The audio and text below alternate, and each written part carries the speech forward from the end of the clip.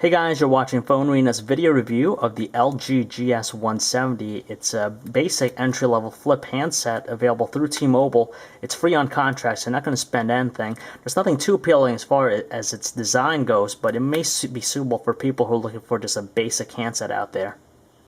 In terms of design, there's nothing really that great about the LG GS170. It's made out of plastic. It has that flimsy and cheap feel to it. We do like the soft touch coating used on the entire handset, which gives it a really good feel in the hand as far as grip and repel scratches or even dirt. However, though, its construction is less than flattering. You definitely have a sense of cheapness going on all around it. It's lightweight, it's not that heavy at all, and it's pretty compact. So on the outside, you've got a 1.04-inch LCD display, which has a resolution of 96 by 64 pixels, and it'll display information such as your date, time, and even caller ID.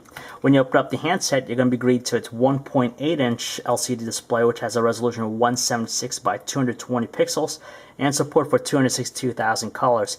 It's kind of washed out looking, and it suffers from some very poor viewing angles, so you got to look at it directly head on.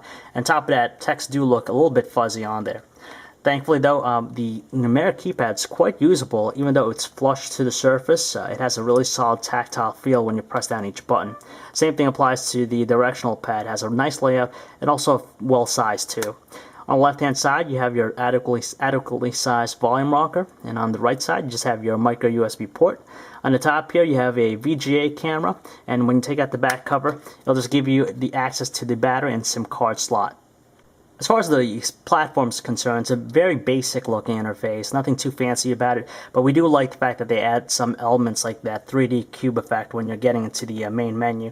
You could change the wallpaper obviously, but there's just a limited amount of personalization to be found in the handset. Overall, moving about the platform is very simple. It's laid out in a grid style format. You could change that to a listing if you want, but it's going to be very basic and nothing too in-depth about it, so it should be very easy and quick to adjust. Now, we're really surprised to see that this handset offers a web browser, but unfortunately though it's not the best out there, just because with the limited amount of memory on the handset, it won't load up our website. It just gives us a message about insufficient memory, so it'll only be useful for mobile-friendly websites. On top of the web browser, we were equally surprised to find a music player on the handset, just again because of the limited amount of memory. So you have a basic looking interface which gets the job done, and surprisingly the speaker does work well. Even though it might not emit strong tones, it should be more than decent enough. On another note, you'll probably be able to carry on probably a couple songs at the most. Unfortunately, the LG GS170 produced some terrible looking photos with its VGA camera.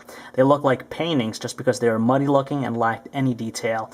So if you like works of art, then this is probably worth it to you, but if you're looking for some serious photos, you probably want to look elsewhere. If you're into watching videos, you might want to look elsewhere just because the LG GS170 lacks a video player on here. Again, that's basically due to the limited amount of memory.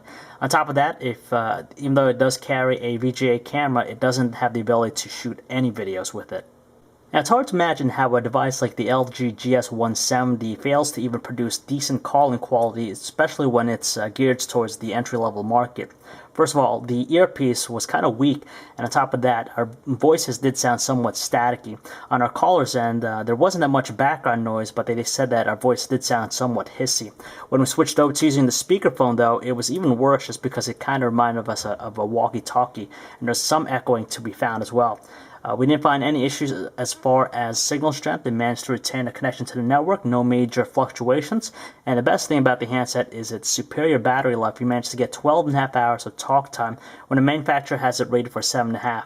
So we really can't say too many positive things about the LG GS170 just because of the fact that it fails to even offer the basic set of features most people want to find in a phone.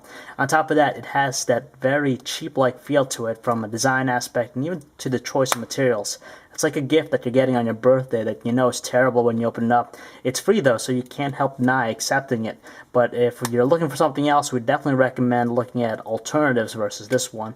So if you'd like to learn more about this handset or for all the latest cell phone reviews, news, specs, and information, you can check us out at PhoneArena.com.